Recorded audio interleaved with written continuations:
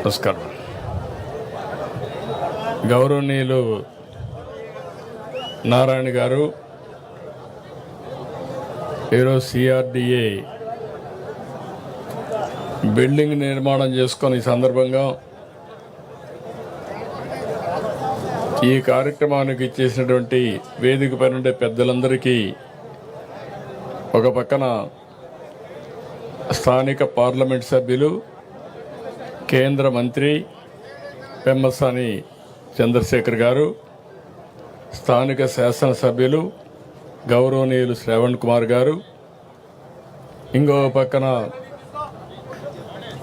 గౌరవనీయులు నరేంద్ర గారు, శ్రీనివాసరావు గారు, పట్టాభి గారు, municipal administration secretary Suresh Kumar గారు, సిఆర్డిఏ కమిషనర్ కన్నబాబు గారు, అధికార యంత్రాంగానికి అందరికంటే ముఖ్యంగా ఈరోజు ఇక్కడ సిఆర్డిఏ ఆఫీస్ ఓపెన్ చేసుకున్నామంటే దానికి కారకులైన రైతు సోదరమండలందరికీ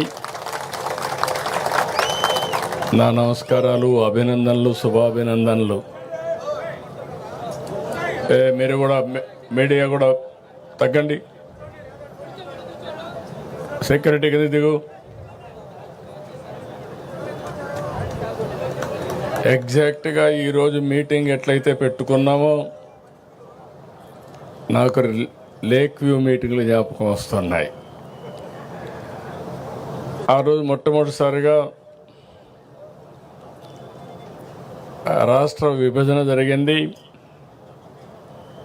జూన్ 2వ తారీఖున 2 రాష్ట్రాలుగా విభజన జరిగింది. ఆంధ్రప్రదేశ్ రాష్ట్రానికి రాజధాని లేదు. ఆ రోజు చట్టంలో పెట్టింది కూడా రాజధాని ఎక్కడ పెట్టాలనో నిర్ణయించడానికి ఒక కమిటీ వేస్తామని ఒక కమిటీ వేశారు. అక్కడి నుంచి శివరామ్ మైక్ కరెక్ట్గా చూడు, అక్కడి నుంచి మనం కూడా స్టార్ట్ చేసాము ఎట్లా కట్టుకోవాలని. అయితే ఆ రోజు కనీసం ఆనాటి ప్రభుత్వం పలాంది ఇక్కడ రాజధాని వస్తుందనంటే ఎట్లా కట్టాలని ఆలోచించేవాళ్ళం. రాజధాని ఎక్కడ వస్తుందో చెప్పకుండా ఒక కమిటీ వేసి, రెండోది దానికి కావాల్సిన జాగా కూడా లేదు మనకు, మీరు గుర్తుపెట్టుకోవాలి. అలాంటి సమయంలో మన ఆలోచన విధానం ఏం చేయాలని ఆలోచించినప్పుడు ఎవరిని అడిగినా కూడా చాలా సింపుల్గా 25 పార్లమెంట్లు ఉన్నాయి. ఒక పక్క 12, ఇంకొక పక్క 12, 13వ పార్లమెంట్ ఈ గుంటూరు. రాజధాని ఎక్కడ రావాలంటే ఇక్కడే రావాలని చెప్పాల్సింది పోయి దీనికి లేనిపోని పంచాయతీ పెట్టారు. అక్కడి నుంచి ప్రారంభమైంది. ఆ సమయంలో నాకైతే అసెంబ్లీలో కూడా ఎక్కడ రాజధాని పెట్టాలంటే లేనిపోని సమస్యలు క్రియేట్ చేసి ఎవరెవరు మా ఊరికే కావాలనే పరిస్థితికి వచ్చారు. నేను ఒకటే ఆలోచించాను, ప్రతి ఒక్క ఊరికి ఇచ్చేది కాదు, ఇది రాష్ట్ర భవిష్యత్తుకు ఉపయోగపడే రాజధానిగా ఉండాలి. అందుకే నా నిర్ణయం ఆ రోజు దీనికి సరైన ప్లేస్ వచ్చి విజయవాడ గుంటూరు మధ్యలో అని చెప్పి నిర్ణయం చేశాం మొట్టమొదటిసారిగా. అక్కడి నుంచి అందరూ కూడా ఏదో ఒక రాజధాని కట్టు, 100 ఎకరాల్లో కట్టు, 50 ఎకరాల్లో కట్టు అని చాలామంది చెప్పారు. అప్పటికే నేను ఒక ప్రూఫ్ ఆఫ్ కాన్సెప్ట్ తయారు చేశాం, మీ అందరూ గుర్తుపెట్టుకోవాలి. హైదరాబాద్ నగరంలో ఇట్లనే నన్ను చాలామంది ఎగతాళి చేశారు. నేను హైటెక్ సిటీ కట్టినప్పుడు నా విజన్ చెప్తే ఇది సాధ్యమా అని చాలామంది అవహేళన చేశారు. అది దృష్టిలో పెట్టుకొని నేను ఒకటే చెప్పాను, మళ్ళా జీవితంలో ఎలాంటి అవకాశం రాదు తెలుగువారికి. ప్రపంచంలో ఒక మంచి రాజధాని, అది కూడా ప్రపంచంలోనే ది బెస్ట్ రాజధాని అక్కడ కట్టింది బ్రౌన్ ఫీల్డ్ రాజధాని ఇక్కడ గ్రీన్ ఫీల్డ్ రాజధాని కట్టాలంటే దేనికైనా ల్యాండ్ కావాలి. మీరు గుర్తుపెట్టుకోవాలి, ఆకాశంలో రాజధాని కట్టలేం. హైదరాబాద్లో అవకాశం ఏంటంటే రాజధాని కట్టే సమయంలో గవర్నమెంట్ ల్యాండ్స్ చాలా ఉండేటివి. మొత్తం సైబరాబాద్ ఏరియా అంతా కూడా. దానికి కారణం నిజాం పరిపాలనలో అక్కడంతా కూడా డెవలప్ కాల. గుర్రాలన్నీ కూడా అక్కడ గ్రేజింగ్ పెట్టేవారు, మొల్చేది. అలాంటి ప్రదేశం చాలా గవర్నమెంట్ ల్యాండ్స్ అని కొంతమంది హైదరాబాద్ నుంచి పాకిస్తాన్కి వెళ్ళిపోయి ఆ ల్యాండ్స్ కూడా వదిలిపెట్టిపోయారు. అవన్నీ తీసుకొని నేను బ్రిక్ బై బ్రిక్ డెవలప్ చేశా. ఆ అనుభవం నాకుంది. అయితే ఇక్కడ ఏం చేయాలని నాకు అర్థం కాకపోతే నాకు దారి చూపించింది ఇక్కడుండే రైతాంగం అని చెప్పి మరొకసారి మీ అందరికీ విజ్ఞప్తి చేస్తున్నా. మీలో ఎందుకంటే భూమి అనేది ఒక సెంటిమెంట్. నేను ఎక్కడ ఏ ప్రాజెక్ట్ని కట్టినా మీరు ఒక్కసారి చూస్తే ఎక్కడ కూడా ఫెయిల్ కాల. హైదరాబాద్లో ఎయిర్పోర్ట్ కట్టాం, 5,000 ఎకరాలు. నేను డే 1 ఒకే మాట చెప్పాను. నేను చెప్పింది మీరు ఎయిర్పోర్ట్కి భూమి ఇవ్వండి, ఇక్కడ ఎయిర్పోర్ట్ కడతాం, లిబరల్గా కాంపన్సేషన్ ఇస్తాం, అది పక్కన మీరు కొనుక్కోండి, దీనికంటే 10 ఇంతలు రేటు పెరుగుతుందని చెప్పి చాలా స్పష్టంగా చెప్పాను. వాళ్ళు ఆ పని చేశారు. ఎంతమంది రెచ్చగొట్టినా వినకుండా చేస్తే అక్కడ ఎయిర్పోర్ట్కి ల్యాండ్ ఇచ్చి పక్కన ల్యాండ్ కొనుక్కున్న వాళ్ళందరూ కోటీశ్వరులు అయ్యారంటే అది ఆ రోజు నేను చూపించిన విజన్ అని చెప్పి కూడా నేను మీకు తెలియజేస్తున్నా. ఆ నమ్మకంతో మీరు ముందుకొచ్చి దగ్గర ల్యాండ్ పూలింగ్ కాన్సెప్ట్ ఇది ప్రపంచంలోనే నూతనమైంది. ఎక్కడ ఏ దేశంలో కూడా సక్సెస్ కాలా. అలాంటి నూతనమైన విధానానికి ఆ రోజు నారాయణ గారు, శ్రావణ్ కుమార్ గారు, పుల్లారావు గారు కూడా ఉన్నారు. ఆ రోజు మంత్రి పుల్లారావు, స్థానిక శాసనసభ్యుడు మన శ్రావణ్ కుమార్ గారు, నారాయణ గారు మంత్రి. మీ అందరితో నెగోషియేషన్లు చేశారు. మీరందరూ ముందుకు వచ్చారు. ఫస్ట్ టైం చరిత్రలో ప్రపంచంలోనే ల్యాండ్ పూలింగ్ కింద అందరూ కూడా ల్యాండ్ ఇచ్చిన ఏకైక చరిత్ర అమరావతి రాజధాని. అది నా జీవితంలో ఎప్పుడూ మర్చిపోలేను. అలాంటి దీనికి దోహదం చేశారు. తర్వాత జరిగిన 5 ఏళ్ళు. అయితే ఆ రోజు మనం గుర్తుపెట్టుకోవాల్సింది, ముందు రాజధాని ఎక్కడ పెట్టాలని నిర్ణయం జరిగింది. ఆ తర్వాత మీరు ల్యాండ్ ఇవ్వడానికి కొంత సమయం ఏ విధంగా రావాలి, పాలసీ అన్ని కూడా నిర్ణయించాం. ల్యాండ్ పూలింగ్ చేశాం. అప్పటికే లేట్ అవుతుందంటే సెక్రటరియట్ కట్టాం, అసెంబ్లీ కట్టాం. నేను ఆ రోజు చెప్పింది మాస్టర్ ప్లాన్ ప్రకారం మనం సెక్రటరియట్, అసెంబ్లీ ఇవన్నీ వచ్చే లోపల మనకు ట్రాన్సిట్ అంటే ఈరోజు ఉండడానికి మంచి బిల్డింగ్లు కావాలంటే అవి కావాలని అపోజిషన్ పార్టీ ఇవన్నీ కూడా రేకు షెడ్లు వేస్తున్నారు, లేకుంటే ఇంకోటి చేశారని చెప్పి అపహాస్యం చేసే పరిస్థితికి వచ్చారు. కానీ ఈరోజు నేను చెప్తున్నా, I'm very happy. First building CRDA building మొదలైంది. ఇది ప్రారంభం మాత్రం. రేపు రాబోయే రోజుల్లో గవర్నమెంట్ బిల్డింగ్స్ కానీ ప్రైవేట్ బిల్డింగ్స్ కానీ అన్నీ వస్తాయి. ఇది ఇంకొక విషయం కూడా మిమ్మల్ని అందరినీ కోరుతున్నా. మీరు పడిన కష్టాలు 5 ఏళ్ళు నేను చూశాను. ఆడబిడ్డల పడిన అవమానం నేను చూశాను. రోడ్డెక్కి పోరాడారు. ఆ రోజు ఒకటి కాదు అనేక ఉద్యమాలు చేశారు. మీరు చేసిన ఉద్యమానికి అండగా ఉండడానికి నేను కూడా జోలి పట్టి డబ్బులు వసూలు చేసి ఆ డబ్బులన్నీ అజిటేషన్కి ఇచ్చా. శివారెడ్డి తిరుపతిరావు వీళ్ళంతా చేస్తూ ఉంటే కొండేళ్ళందరూ చేస్తూ ఉంటే మీ ఉద్యమానికి సహకరించాలనే ఉద్దేశంతో చేశాం. ఆ ఉద్యమ ఫలితం ఈరోజు మనందరం ఇక్కడ కూర్చోగలిగాం. ఇప్పుడు నేను మిమ్మల్ని కోరేది, పడిన కష్టాలు మర్చిపోతే భవిష్యత్తులో ఓసారి మనం అటు ఇటు వెళ్ళిపోతాం. మీ కష్టాలు నేను చూసా, మీ ఇబ్బందులు నేను చూసా, మీ త్యాగాలు చూసా. ఆ త్యాగాల ఫలితాలు మళ్ళీ మీరు అనుభవించడానికి నేను అన్ని విధాలుగా మీకు సహకరిస్తానని మరొక్కసారి మాట ఇస్తున్నా. దాంట్లో అనుమానమే లేదు. ఫేజ్ 1 ల్యాండ్ పూలింగ్లో మీరు భూమి ఇచ్చారు. ఫేజ్ 2లో మీరందరూ కష్టాలు పడ్డారు. ఇచ్చిన నేరానికి లేకుంటే మీరు చేసిన త్యాగానికి మిమ్మల్ని నానా హింసలు పెట్టి, ఒకటి కాదు అన్ని హింసలు పెట్టారు. వాళ్ళ అక్కస్ ఎంతవరకు ఉందంటే కడాన మొన్న కూడా మీరు చూస్తే రాజధాని ప్రాంతం వేశ్యల ప్రాంతం అని మాట్లాడే పరిస్థితికి వచ్చారు. రాజధాని ఎక్కడుంది, ఇది ఒక ఎడారని మాట్లాడారు. రాజధాని ఎక్కడుంది, ఇది ఒక శ్మశానం అని మాట్లాడారు. ప్రతి ఒక్క వ్యక్తి ఉండే వాళ్ళల్లో మీ మైండ్లో అది ఉండాలి, మీ మనసులో అది ఉండాలి. ఉండి ఈ ఐకమత్యం దీనికి కాదు.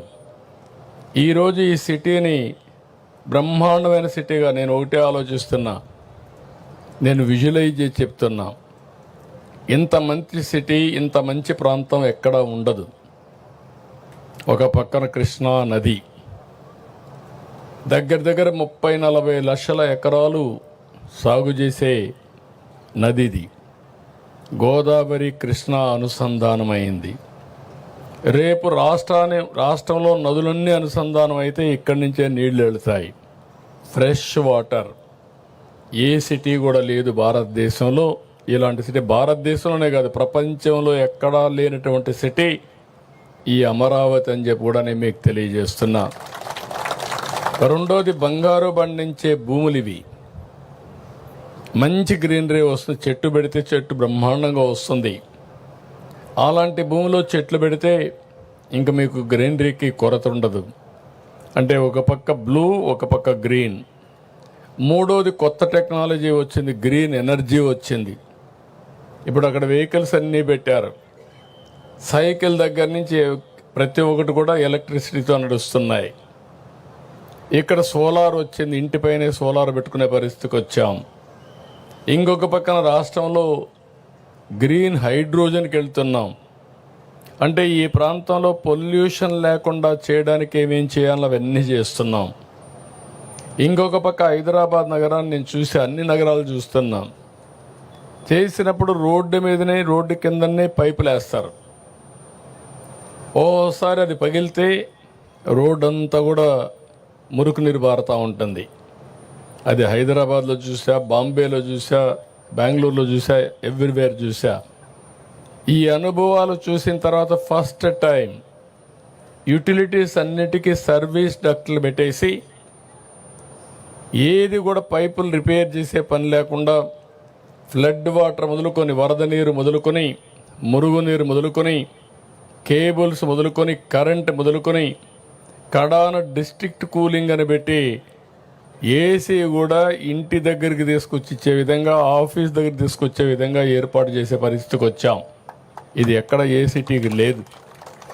అందుకే నేను చెప్పా ఇది ఒక గ్రీన్ సిటీ అని. కొంతమంది ఇప్పుడు కూడా మాట్లాడుతున్నారు, ఇక్కడ రైతాంగం త్యాగం చేశారు.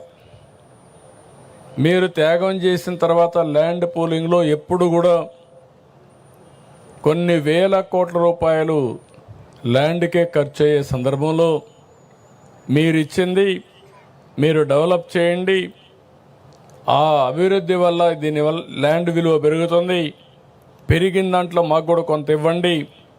అదే మరిగా మీరు ఆ ల్యాండ్ అమ్మి ఇక్కడ రాజధాని కట్టడానికి నిధుల సేకరణకు కూడా మీరు సహకరించే పరిస్థితి వచ్చారు. అందుకే ఈ ప్రాజెక్టు సెల్ఫ్ మానిటైజేషన్. అంటే ₹1 కూడా గవర్నమెంట్ డబ్బులు ఖర్చు పెట్టడం లేదు. నేను విమర్శించే వాళ్ళకందరికీ ఒకే మాట చెప్తున్నా, మీరు ఎప్పుడు విమర్శే మీరు చేసేది. హైదరాబాద్లో నేను ₹1 గవర్నమెంట్ డబ్బులు ఖర్చు పెట్టలేదు. నా తెలివితేటలతో ఆ రోజు బిల్డింగ్ బై బిల్డింగ్ కట్టా. ఆటోమేటిక్గా ట్యాక్సులు పెరిగాయి. ఈరోజు హైదరాబాద్ నగరం వల్ల తెలంగాణ రాష్ట్రానికి 70% వనరులు హైదరాబాద్ నుంచి వస్తున్నాయంటే అది ఆ రోజు నేను వేసిన ఫౌండేషన్ అని చెప్పి మీకు తెలియజేస్తున్నా. అక్కడ ల్యాండ్ ఇచ్చాను, ఇక్కడ ల్యాండ్ పూలింగ్లో ల్యాండ్ మీరు ఇచ్చారు. ఆ ల్యాండ్లో కొంత ల్యాండ్ రిజర్వ్ చేసి ఆ ల్యాండ్ కూడా అమ్మి ఇప్పుడు నిన్న చూస్తే హైదరాబాద్లో నాకు ఎంత ఇది రాయదుర్గ్లో ఎకరా 177 కోట్లు. నేను హైటెక్ సిటీ స్టార్ట్ చేసినప్పుడు హైటెక్ సిటీ ఎదురుగా ఎకరా ₹1,00,000. ఈరోజు 177 కోట్లు అంటే ఎన్ని రెట్లో మీరు ఒకసారి ఆలోచించుకోండి. అంటే ఈరోజు మీరు గుర్తుపెట్టుకోవాల్సింది, ఈరోజు సిటీ ఇక్కడికి ఆగిపోతే ఒక చిన్న సిటీగా తయారవుతుంది. హైదరాబాద్ ప్రారంభించింది సైబరాబాద్లో. ఎయిర్పోర్ట్ ఎక్కడ కట్టాం? శంషాబాద్లో. ఇంకొక పక్కన గచ్చిబౌల్లో మీకు స్పోర్ట్స్ సిటీ కట్టాం. జినాం వ్యాలీ ఎక్కడ కట్టామంటే ఇంకొక సైడ్ కట్టాం. రామోజీ ఫిల్మ్ సిటీ ఇంకొక సైడ్ వచ్చింది. సింగపూర్ టౌన్షిప్ ఉప్పల్లో వచ్చింది. స్టేడియం ఉప్పల్లో కట్టాం. దాంతో ఏమైందంటే 9 మున్సిపాలిటీలు కలిపి ఔటర్ రింగ్ రోడ్ వేసి 163 కిలోమీటర్ల రోడ్ వేసి హైదరాబాద్కి ఒక వడ్డాణం, ఒక నెక్లెస్ తయారు చేసాం. ఆ రోడ్ని మీరు చూస్తే ఎవరు ఇప్పుడు చేయలే, రిప్లికేట్ కూడా చేయలే. ఇప్పుడు డెవలప్మెంట్ అంతా చుట్టూరు జరుగుతూ ఉంది. కోర్ ఏరియాకు ఎక్కడ లేని డిమాండ్ పెరిగిపోయింది. కోర్ ఏరియా ఏది? సైబరాబాద్. సైబరాబాద్ అంతా కూడా బ్రహ్మాండంగా రేటు పెరిగింది. అక్కడి నుంచి చుట్టుపక్కలంతా పెరిగే పరిస్థితికి వచ్చింది. ఒకప్పుడు హైదరాబాద్లో అబిడ్స్ సెంటర్ ఎన్టీ రామారావు గారు ఉన్నప్పుడు ఎవరు వచ్చినా అబిడ్స్లో ఉండేవాళ్ళు. అందుకే ఆయన కట్టిన థియేటర్ కూడా 35 mm 70 mm ఎన్టీఆర్ ఎస్టేట్ అబిడ్స్లో కట్టాడు. తర్వాత జూబ్లీ హిల్స్, బంజారా హిల్స్ వచ్చింది. తర్వాత జూబ్లీ హిల్స్ వచ్చింది. తర్వాత సైబరాబాద్ వచ్చింది. సైబరాబాద్ వచ్చిన తర్వాత అబిడ్స్ని మర్చిపోయారు. ఇప్పుడు హైదరాబాద్ ఏదో పాత నగరం అయిపోయింది. అంటే ఈరోజు రాబోయే రోజుల్లో విజయవాడ, గుంటూరున్న, తెనాలున్న ఫ్యూచర్ సిటీ అమరావతి. ఇది seat of power, seat of governance. ఇది గవర్నెన్స్ ఇక్కడి నుంచి రన్ అవుతుంది.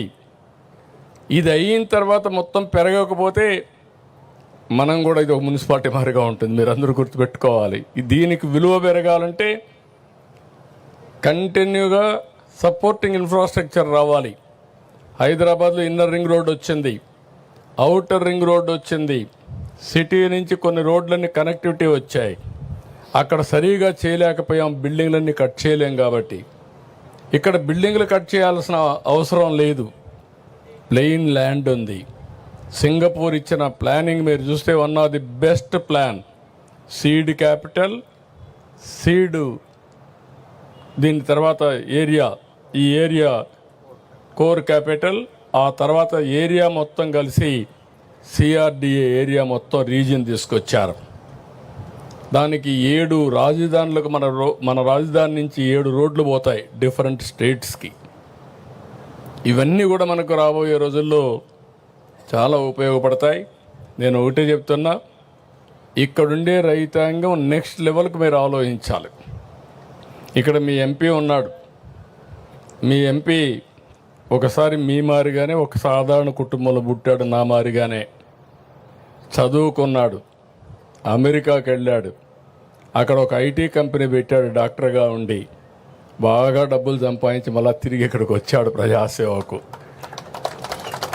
అంటే ఒక సక్సెస్ స్టోరీ. చిన్న వయసులోనే అక్కడి నుంచి ఎంపీగా సునాయాసం గెలిచాడు.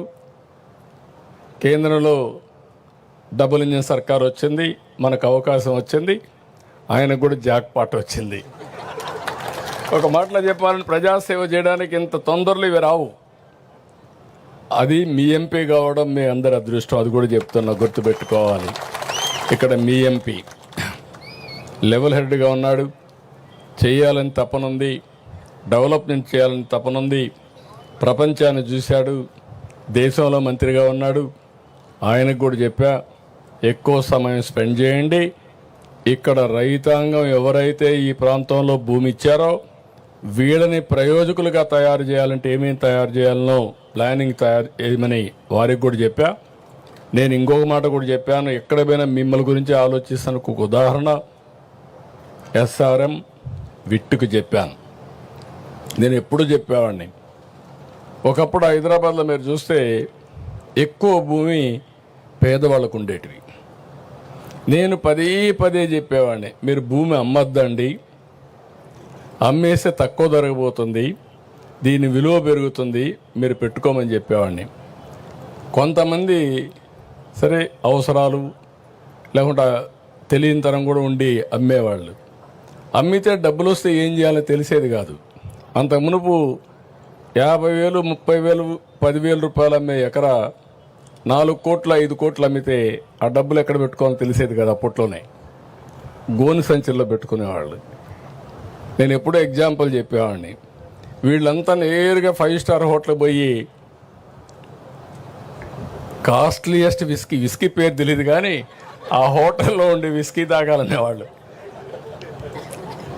అప్పుడు నేను ఇవన్నీ మళ్ళీ చెప్పేవాడిని. ఇక్కడుండే మీకు కూడా చెప్తున్నా, దుర్వినియోగం చేయొద్దండి. అమరావతి రైతాంగం అంతా మీరు మీ పిల్లలు ఆలోచించండి. అందరం సాధారణ కుటుంబాలను పుడతాం. వచ్చిన అవకాశాన్ని ఉపయోగించుకుంటే మనం అనుకున్న స్థాయికి ఎదిగేదానికి అవకాశం ఉంటుంది. మీరు ఇంటికి ఒక ఆంట్రప్రెన్యూర్ అన్నాను.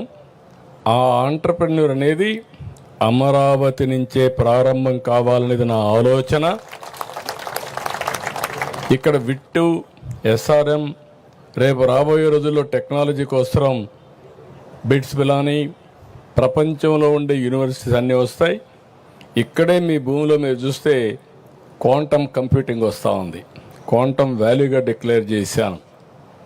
విశాఖపట్నంలో నిన్నే గూగుల్, ఈరోజు ఢిల్లీకి వెళ్తున్నా, గూగుల్ కూడా వచ్చే పరిస్థితికి వచ్చింది. ఈ గూగుల్ వల్ల AI సునాయాసంగా డేటా సెంటర్ AI వస్తుంది. ఇవన్నీ కూడా మీరు గుర్తుపెట్టుకోవాల్సింది. నాకు కూడా అర్థమయ్యి ఇవన్నీ కాదు, నేను మొదటి నుంచి కూడా ఏదైనా అర్థం చేసుకొని ప్రపంచంలో ఏది జరుగుతుందో దాన్ని ముందు ఊహించి మన తెలుగు జాతికి అందించాలనేది నా ఆకాంక్షని మరొక్కసారి మీ అందరికీ తెలియజేస్తున్నా. ప్రధానమంత్రి గారు క్వాంటమ్ మెషిన్ పెట్టాడు, నేను క్వాంటమ్ కంప్యూటర్ అమరావతి తీసుకొచ్చా.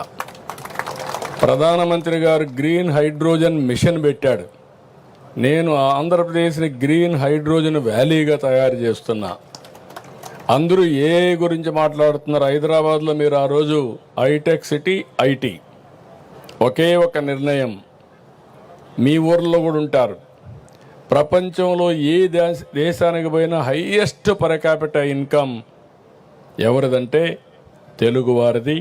అది తెలుగువారి యొక్క ప్రతిభని మరొకసారి మీ అందరికీ విజ్ఞప్తి చేస్తున్నా. ఇప్పుడు అయిపోయింది, డేటా సెంటర్ లేకపోతే క్వాంటమ్ కంప్యూటర్, ఇంకొక పక్కన ఎక్కడికక్కడ ఆర్టిఫిషియల్ ఇంటెలిజెన్స్ వల్ల నిర్ణయాలు చేయడం చాలా ఈజీ అవుతుంది, చాలా అక్యురసీ వస్తుంది. నేను ఇక్కడే ముగ్గురికి నారాయణ గారికి చెప్తున్నా. నారాయణ గారు ఫస్ట్ నుంచి అసోసియేట్ అయ్యాడు, శ్రావణ్ కుమార్ ఫస్ట్ నుంచి అసోసియేట్ అయ్యాడు. మీతో సంబంధాలు పెట్టుకొని మిమ్మల్ని మెప్పించిన వ్యక్తులు. నేను అందుకే ఒక మాట చెప్పాను, మీరు కూడా గుర్తుపెట్టుకోవాల్సింది, అన్నీ మీరే చేసేయంటే ఎవరు చేయలేం, కానీ మీరు బాగుపడడానికి దోహదం చేయడానికి హ్యాండ్ హోల్డింగ్ ఇవ్వడం మా బాధ్యత, ఇబ్బందులు లేకుండా చేయడం మా బాధ్యతని మరొకసారి మీ అందరికీ తెలియజేస్తున్నా. ఏదో మిమ్మల్ని మెప్పించడానికి నేను మాట్లాడడం లేదు, కానీ నాకు కూడా పనులు 176 ఉంటాయి. కానీ అన్నీ చేయకపోతే మళ్ళీ నేను రాబోయే రోజుల్లో 5 ఏళ్ల తర్వాత మీరు గుర్తుపెట్టుకోవాలి, ఒకసారి చేసిన తప్పుకు మీరెంత అనుభవించారో, నేనెంత అనుభవించానో, రాష్ట్రం ఎంత అనుభవించింది తెలిసింది. రాబోయే రోజుల్లో ఓటమి అనే మాట లేకుండా శాశ్వతంగా NDA ఉండాలి.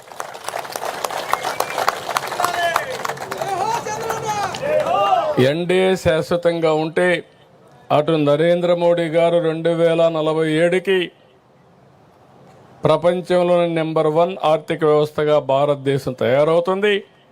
దానికి ఇంజన్గా ఆంధ్రప్రదేశ్ రాష్ట్రం ఉంటుందని మరొకసారి మీ అందరికీ విజ్ఞప్తి చేస్తున్నా.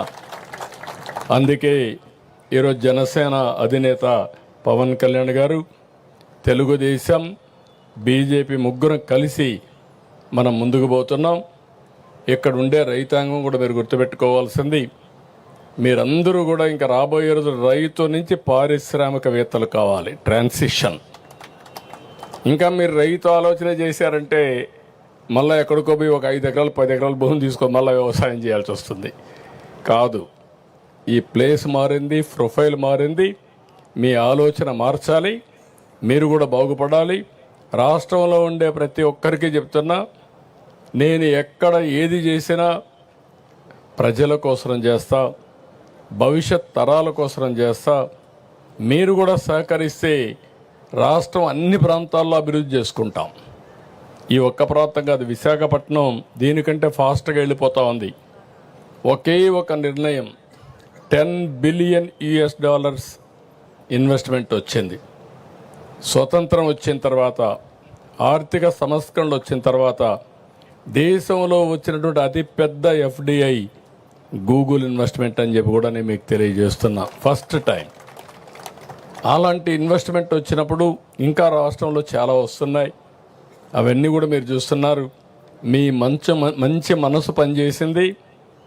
స్థలబలం అమరావతికి బ్రహ్మాండంగా ఉంది.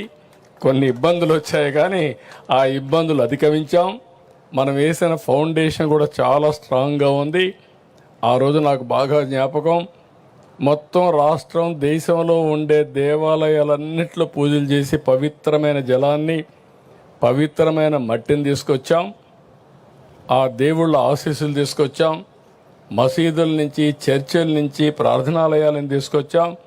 కడాన ప్రధానమంత్రి గారు కూడా పార్లమెంటు సాక్షిగా పార్లమెంటు మట్టి, అదే మరి ఢిల్లీలో యమునా రివర్ నీళ్లు, పవిత్ర జలాలు తీసుకొచ్చి మనకు అందజేశాడు. అవన్నీ నాకు జ్ఞాపకం ఉన్నాయి. దేవతల రాజధాని అమరావతి అయితే ప్రజా రాజధాని ఈ అమరావతి. నేను ప్రతిరోజు ఒకటే వెంకటేశ్వర స్వామిని కోరుకుంటాను. వెంకటేశ్వర స్వామిని కోరుకునేది నేను ఒకటే, కలియుగ దేవుడు వెంకటేశ్వర స్వామి. నాకు ప్రాణభిక్ష పెట్టింది కూడా వెంకటేశ్వర స్వామి. మరో జన్మనిచ్చాడు. అలాంటి వెంకటేశ్వర స్వామిని నేను కోరుకునేది. దేవతల రాజధాని అమరావతి ఏ విధంగా అయితే ఉందో మనం ఊహించుకుంటున్నామో, అలాంటి రాజధాని, అలాంటి రాష్ట్రాన్ని నిర్మాణం చేయడానికి అవకాశం ఇవ్వమని వెంకటేశ్వర స్వామిని ఎప్పుడూ ప్రార్థిస్తానని చెప్పి కూడా నేను మీకు తెలియజేసుకుంటూ, మళ్ళీ ఒకసారి మీతో కూర్చుంటాం. ఎవరికి ఏ సమస్యలున్నా అన్నీ కూడా పరిష్కారం చేసుకుందాం. టైం టు టైం కూర్చొని ఈ ముగ్గురికి బాధ్యత చెప్తున్నా. రైతాంగాన్ని మేనేజ్ చేసే బాధ్యత మీ ముగ్గురిది. మీకేదైనా సమస్యలు ఉంటే నేను కూడా పిలిపించి మాట్లాడి ఒక యాక్షన్ ప్లాన్ తయారు చేసుకొని దానికి అనుసంధానంగా అందరం ముందుకు పోదాం. ఎందుకంటే ఈరోజు నేను ఢిల్లీకి వెళ్తున్న ఇంకొక మీటింగ్ చూసుకొని మధ్యాహ్నం పైన PMని గెలవాలి. ఎందుకంటే 16వ తారీఖు PMని ఇన్వైట్ చేస్తున్నాం. ఆయన శ్రీశైలం, కర్నూలుకు వస్తున్నారు సూపర్ GST కింద. ఆ ప్రోగ్రాం ఉంది కాబట్టి టైం డిలే చేయడానికి వెళ్ళలేదు. తొందరలోనే మిమ్మల్ని కలుస్తానని చెప్పి కూడా నేను మీకు తెలియజేసుకుంటూ, ఎవ్వరికీ అనుమానం అవసరం లేదు. మిమ్మల్ని మరిచిపోయే సమస్య లేదు.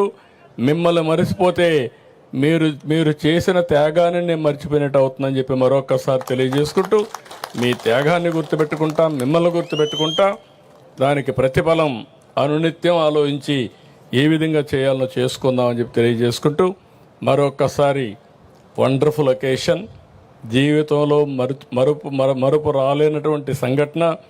ఫస్ట్ బిగినింగ్ మాత్రం ఇది అయిపోయిందని నేను అనడం లేదు. ఈరోజు ప్రారంభం చేశాం. మన యాత్రకు ప్రారంభం. కనీసం కూర్చోవడానికి ఒక ప్లేస్, ఆ ప్లేస్ ఇచ్చిన మిమ్మల్ందరినీ పేరు పేరున అభినందిస్తూ అందరికీ నమస్కారాలు. జై హింద్, జై జన్మభూమి, జై అమరావతి, జై అమరావతి, జై అమరావతి, జై జై అమరావతి.